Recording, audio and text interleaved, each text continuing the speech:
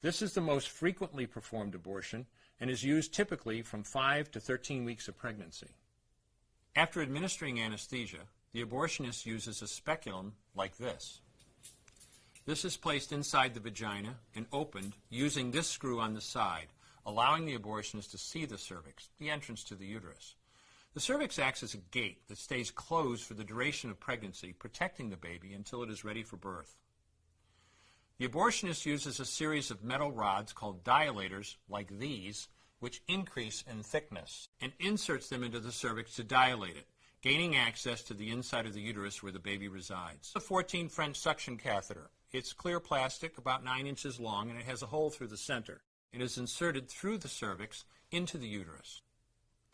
The suction machine is then turned on.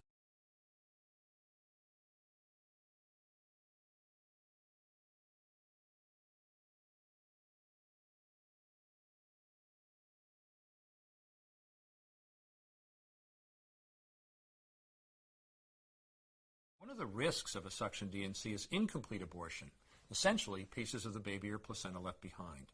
This can lead to infection or bleeding. In an attempt to prevent this, the abortionist uses a curette to scrape the lining of the uterus. The curette is basically a long-handled curved blade. Once the uterus is empty, the speculum is removed and the abortion is complete.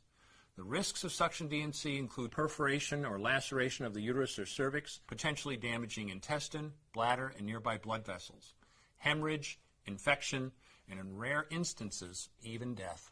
Future pregnancies are also at a greater risk for loss or premature delivery due to abortion-related trauma and injury to the cervix.